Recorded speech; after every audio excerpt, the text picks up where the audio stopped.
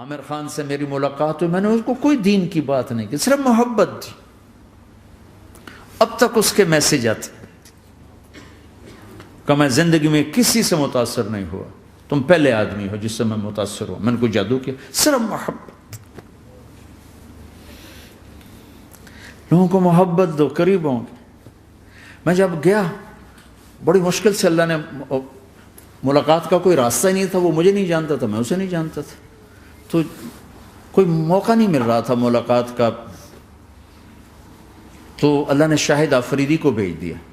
شاہد آفریدی اس کی دوستی تھی، ہمارا جو کرکٹر ہے. میں نے اس سے فون پر کہا یار میری ملاقات تو کرا. اس نے ملاقات کروائی. تو اس نے مجھے کہا آدھا گھنٹہ ہے، آدھا گھنٹہ. جب میں پہنچا میکسیمم پونا گھنٹہ. میں کہا ٹھیک. میں گیا تو وہ سہما ہوا چہرہ کہ بھئی مولانا آ گیا، پتہ نہیں کیا کہیں گے، بھئی یہ تو کیا کر رہا ہے، تو حرام کر رہا ہے، ناچ رہا ہے، گا رہا ہے، توبہ کر، ابھی تیرے لیے دوزخ کا فیصلہ ہو جائے. پتہ نہیں کیا ہوا، وہ ڈرا ہوا سہما ہوا تھا. تو میرا ایک دور کالج لائف تھا. میرے اللہ نے مجھے ہدایت دی اور میں 3 دن کے لیے میں اس دوست کو، اس کی نسلوں کو دعائیں دیتا ہوں جو مجھے زبردستی پکڑ کے لے گیا. نہ میرا تبلیغ سے کوئی تعلق، نہ واسطہ، نہ میں کوئی ان سے متاثر. ایک لڑکا تھا، بنگالی تھا، گشت کرتا تھا، لیکن میں اس سے ذرا متاثر نہیں ہوا. میرا دوست متاثر ہو گیا تھا، تو میں تو ان کے قریب سے نہیں گزرتا تھا. تو وہ اور میں اسکول میں اکٹھے آ رہے تھے، کالج میں اکٹھے آ رہے تھے. تو وہ متاثر ہوا، وہ 3 دن کے لیے جا رہا تھا، تو مجھے بتائے بغیر میرا ہاتھ پکڑ کے لے گیا. مجھے کام ہے، چلو میرے ساتھ. اور میں اس کو انکار نہیں کر سکتا تھا، یہ میرا اس کا تعلق تھا. اب بھی اسی طرح بھائیوں جیسا تعلق. میں اس کا احسان ماں، مجھے زبردستی لے گیا. ہمارے پنجابی کی مثال ہے، کبے نو لت لگی وہ سیدھا ہو گیا. وہ جو ہوتا ہے ہنچ بیک ہوتا ہے نا، اس کو کسی نے لات ماری تو وہ سیدھا ہو گیا. مہربانی بھائی تیری لات سے میں سیدھا ہو گیا. تو مجھے تو وہ کبے والی لت پہ گئی. تو اللہ نے مجھے اس طرف لگا دیا. اور جب میری کالج لائف، میں نے کالج کا بہترین سنگر تھا، اسکول کا بہترین، یہ جنید جمشید کیا ہے جو اس زمانے میں یہ سارا کو اٹھایا میں نے سارا کیا ہے. تو اب وہ بیچارہ ایسے بیٹھا ہوا. تو میں نے اس سے بیٹھتے ہی فلموں کی باتیں شروع کر دی. اور تھوڑی دیر بعد کہ میں نے محسوس کیا کہ فرام 60 to 72 جو فلم انڈسٹری کو جتنا میں جانتا تھا اتنا وہ نہیں جانتا تھا. تو اس کے اوپر میرے علم کا روپ پڑ گیا.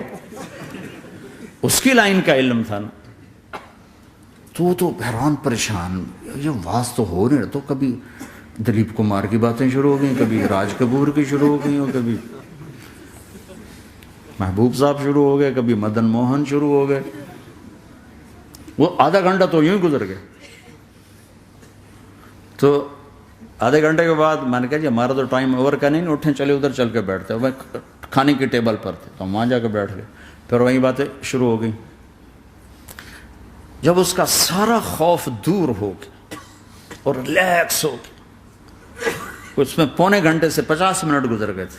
تو پھر میں نے کہا عامر بھائی آپ حج پہ آئے ہیں، اگر آپ اجازت دیں تو آپ کو اپنے نبی کا حج سنو. کہنے لگے ہاں جی ضرور سنائی. پھر میں 1.25 گھنٹہ بولتا رہا اور وہ ایسے کر کے یہاں سے وہ یوں نہیں ہوا. 1.25 گھنٹہ ایسے بیٹھ کے یوں سنتا، ہلا نہیں اپنی جگہ سے. لوگ محبت کے بھوکے ہیں، تم فتوے دینا شروع کر دیتے. 2 گھنٹے کی ملاقات کے بعد جب ہم نکلے تو نیچے تک چھوڑنے آیا عامر خان. حج کے بعد میں نے کہا ایک ملاقات اور ہو جائے گا، ضرور ہوگی. پھر اس کا میسج آیا کہ میں مدینے چلا گیا ہوں، معذرت چاہتا ہوں. میں نے کہا میں مدینے آ جاؤں گا. میں مدینے پہلے ہو آیا تھا حج سے پہلے. تو اس نے کہا کہ آپ 14 تاریخ کو آ جائیں، 4 سے 6 کا ٹائم میں نے آپ کے لیے رکھا ہے. تو میں، جنید اور ایک اور ساتھی ہم دوبارہ وہاں چلے گئے. 4 بجے 4:15 ہم اس کے ساتھ ہماری شوٹنگ شروع ہوئی. 4:15 سے 10:15 تک 6 گھنٹے مسلسل. اور اس کے ماتھے پہ ذرا نشان نہیں آیا کہ میں بور ہو رہا ہوں. اور اس کے بعد ہم اٹھے، اس کا جی نہیں چاہ رہا تھا کہ ہم اٹھ کے چلے جائیں. محبت. پھر ایک امتحان پڑ گیا. میں اجتماع میں تھا ریمنڈ کے پچھلے سال. اس کا میسج آ گیا میری فلم تلاش آ رہی، اس کی کامیابی کی دعا کرو. لے بھائی اے چنگی بڑی. میں نے کہا اب کیا کروں؟ جواب دینا بھی ضروری، دعا بھی نہیں ہو سکتی، کیا کروں؟ تو جب وہ میسج آیا تو میرے سامنے کوئی 10-12 علماء بیٹھے تھے. میں نے کہا بھائی یہ میسج ہے، اس کا جواب کہا جی یہ ہمارا فیلڈ نہیں تمہارا ہے، تو ہی جواب دے. میں سارا دن سوچتا رہا، مجھے کوئی جواب سمجھ میں نہیں آیا کہ جان بھی بچ جائے جواب بھی چلا جائے. پھر اگلا دن بھی گزر گیا، مجھے کچھ سمجھ میں نہیں آیا. میں عصر کا وضو کر رہا تھا، ایک دم اللہ نے ایک مضمون دل میں ڈالا. تو میں نے فوراً بیٹھ کے اس کو میسج کیا کہ عامر بھائی جو کریٹو ہوتا ہے نا ذہن، یہ اللہ کسی کسی کو دیتا ہے. تخلیقی ذہن یہ اللہ تعالیٰ کسی کسی کو دیتا ہے، ہر ایک کو نہیں دیتا. اور یہ اللہ کی بہت بڑی عطا ہوتی ہے. اور میں نے تمہارے ساتھ جو وقت گزارا اس میں نے دیکھا کہ اللہ نے تمہیں تخلیقی ذہن دیا ہے، تم کریٹر ہو. اور جو لوگ اس ٹائپ کے ہوتے ہیں وہ کامیابی ناکامی کی پرواہ نہیں کرتے، وہ اپنے کام سے کام رکھتے ہیں. آپ کا بھائی تو فوراً اس کا میسج آیا، آپ ٹھیک کہہ رہے ہیں، آپ ٹھیک کہہ رہے ہیں. بات ہو گئی. پھر میں تھا ہانگ کانگ، میں نے وہاں سے اس کو میسج کیا. دیکھو کسی مصروف آدمی کو براہ راست فون نہ کیا کرو، میسج کیا کرو کہ میں آپ کو فون کر سکتا ہوں، چونکہ میں اس کا بہت ستایا ہوا، بہت ستایا. تو میں نے اسے میسج کیا کہ میں طارق جمیل ہانگ کانگ میں آپ کو فون کر سکتا ہوں، میں آپ کو فون کر سکتا ہوں. میں ہمیشہ اسے، اب بھی میرا فون پہ رابطہ ہے، میں پہلے اسے میسج دیتا ہوں میں آپ کو فون کر سکتا ہوں. اگر اس کا جواب نہ ہے پھر میں نہیں کرتا ہوں. کبھی وہ خود کر لیتا ہے، کبھی وہ میسج دے دیتا ہے کال کر لیں. تو تھوڑی دیر بعد اس کا فون آ گیا کیونکہ میں اس وقت دلی میں ہوں، کانفرنس میں تھا. تو میں نے آپ کا میسج دیکھا تھا، میں اٹھ کے باہر آ گیا ہوں، ابھی آپ سے بات کر کے پھر میں جاؤں گا.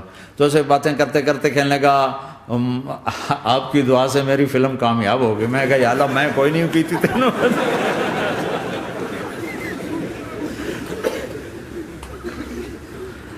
بھائیو محبتیں بانٹو، نفرتیں تو پہلے ہی بہت پھیل چکی. نشہ پلا کے گرانا تو سب کو آتا ہے، مزہ تو تب ہے کہ گرتے کو تھام لے سب.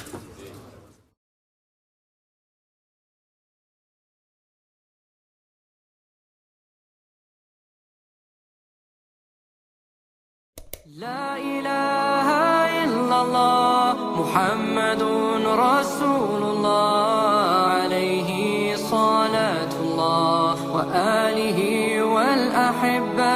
لا إله إلا الله محمد رسول الله عليه صلاة الله وآله